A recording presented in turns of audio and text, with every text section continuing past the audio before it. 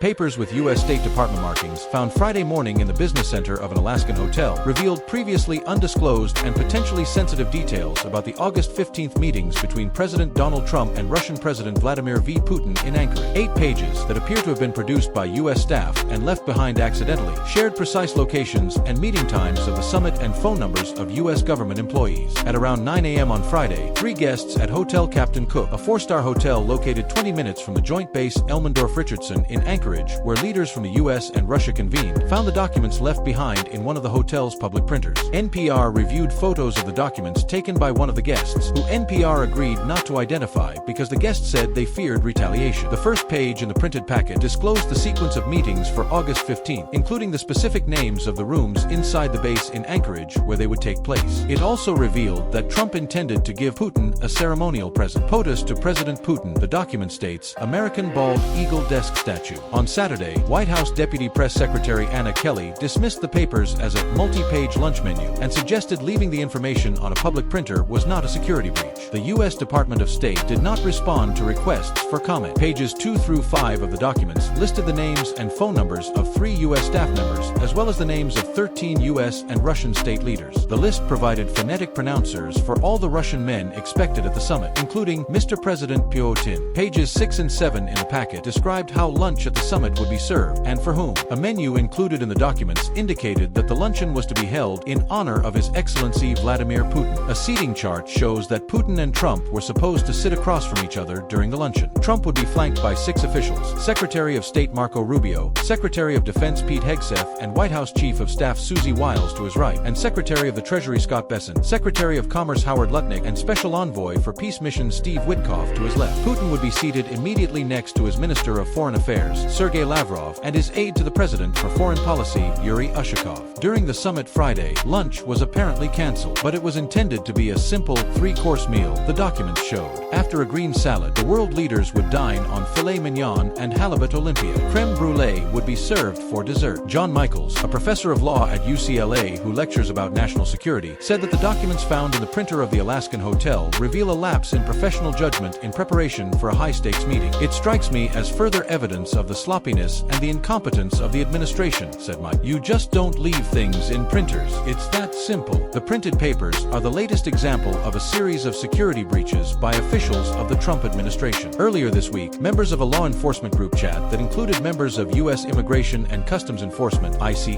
added a random person to a conversation about an ongoing search for a convicted attempted murderer. In March, U.S. national security leaders accidentally included a journalist in a group chat about impending military strikes in Yemen.